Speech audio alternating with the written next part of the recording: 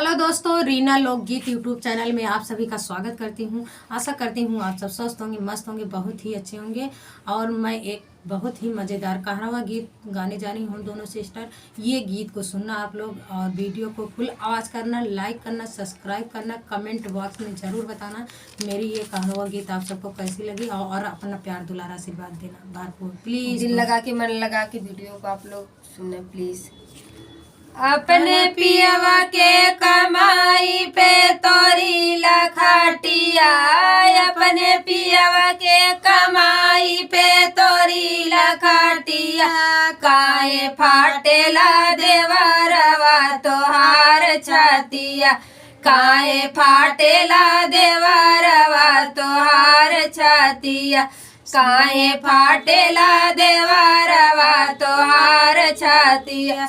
ससुर जे जानी है हमार काव करी है, ससुर जे जानी है हमार काव करी, आई से घुमाव बाजार हटिया, काहे फाटेला देवरवा तोहार छातिया, काहे फाटेला देवरवा तोहार छातिया, ऐसे ही घुमाइबा बाजार हटिया, काहे फाटेला देवरवा तोहार छातिया, काहे फाटेला देवरवा तोहार छातिया।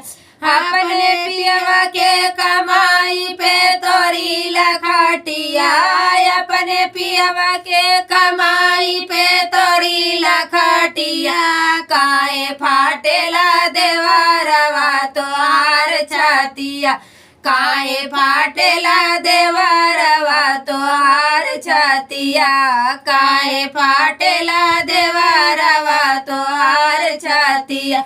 जेठनी जे जानी है हमार काव करिए, जेठनी जे जानी है हमार काव करिए, ऐसे ही सुतब बिछाई खाटिया, काहे फाटेला देवरवा तोहार छातिया, काहे फाटेला देवरवा तोहार छातिया।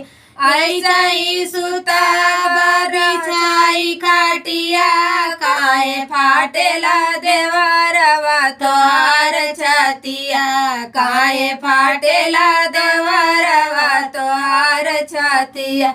अपने पियवा के कमाई में तोरी लखाटिया, अपने पियवा के कमाई में तोरी लखाटिया, काहे फाटेला देवरवा तोहार छातिया, काहे फाटेला देवरवा तोहार छातिया।